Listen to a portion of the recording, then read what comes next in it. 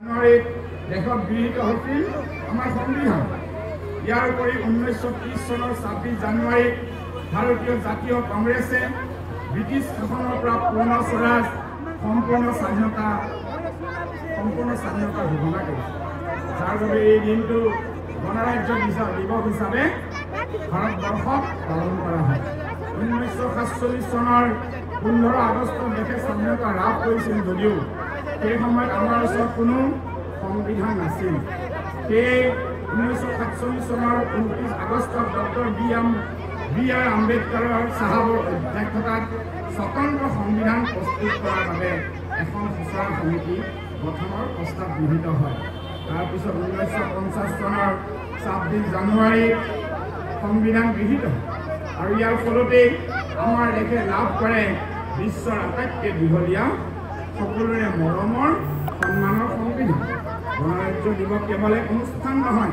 26 জানুৱাৰীৰ পবিত্ৰ অনুষ্ঠানত গৰৈমাৰী ব্লক কংগ্ৰেছৰ উদ্যোগত আমাৰ গোটেইকেইটা আজি ব্লকত, ছয়গাঁও ব্লকত, বনগাঁও ব্লকত, আমাৰ ইয়াত আৰু ভালেকেইটা আমাৰ গোটেই দক্ষিণ কামৰূপত প্ৰত্যেকটো ব্লকতে আজি উলহ মালহেৰে আয়োজিত হৈছে। আমাৰ শ্ৰদ্ধাৰ সভাপতি, অসম প্ৰদেশ কংগ্ৰেছ কমিটিৰ বলিষ্ঠ সভাপতি ভূপেন কুমাৰ বৰাদেৱে আমাৰ কেন্দ্ৰীয় ৰাজ্যিক হেডকোৱাৰ্টাৰ হেড অফিচ ৰাজীৱ ভৱনত বিধায়কসকল, জ্যেষ্ঠ নেতাসকল, আজি অসম আন্দোলনৰ লগত জড়িত ভালেখিনি নেতৃত্ববৃন্দ, হেমভাই সকলোকে লৈ ৰাজীৱ ভৱনত উত্তোলন কৰিছে আৰু আমি আজি গৰৈমাৰী আমাৰ ৰাজীৱ ভৱনত আমি পতাকা উত্তোলন কৰিছোঁ। এই পতাকা উত্তোলনৰ জৰিয়তে ভাৰতীয় সংবিধানক গণতান্ত্ৰিক ভাৰত ৰাষ্ট্ৰ বিশ্বৰ দৰবাৰত আৰু শক্তিশালী হোৱাৰ আমি আশা কৰিছোঁ।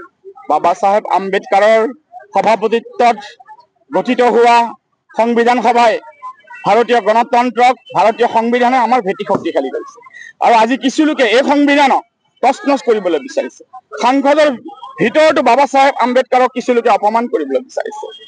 ভাৰত ৰাষ্ট্ৰ পৃথিৱীৰ ভিতৰত আৰু শক্তিশালী হওক, ভাৰতে সদায় মূৰ দাঙি উঠক, অসমত প্ৰত্যেকটো ঠাই সকলো ঠাই মূৰ দাঙি উঠক, শক্তিশালীভাৱে থিয় হওক আৰু আমাৰ এই ঐতিহাসিক ঠাই আমাৰ ছয়গাঁও, বনগাঁও, গৰৈমাৰী, চমৰীয়া, বিভিন্ন প্ৰান্ত, আমাৰ বিজয়নগৰে হওক, মিৰ্জাই হওক, সকলো ঠাই দক্ষিণ কামৰূপ এক শক্তিশালী শিখৰত থিয় হওক।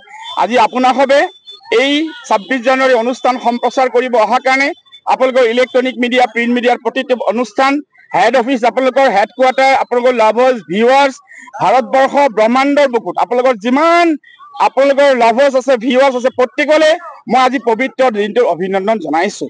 ভাৰত মাতৃৰ কাৰণে, ভাৰতৰ স্বাধীনতাৰ কাৰণে যিসকল বীৰ বীৰাংগনাই প্ৰাণ আহুতি দিছে তেওঁলোকক আজি আমি স্মৰণ কৰিছোঁ। তেওঁলোকক আজি আমাৰ এই অনুষ্ঠানৰ পৰা আমি তেওঁলোকৰ শলাগ লৈছোঁ।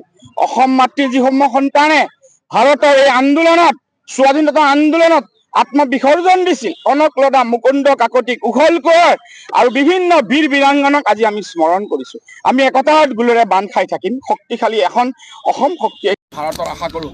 মহামানৱ মহাত্মা গান্ধী, আচাৰ্য বিনোবা ভাৱে, আবুল কালাম আজাদ, বিভিন্ন নেতৃবৃন্দৰ ঝান্সী ৰাণী লক্ষ্মীবাইৰ পৰা আৰম্ভ কৰি তাঁতিয়া টুপিৰ পৰা আৰম্ভ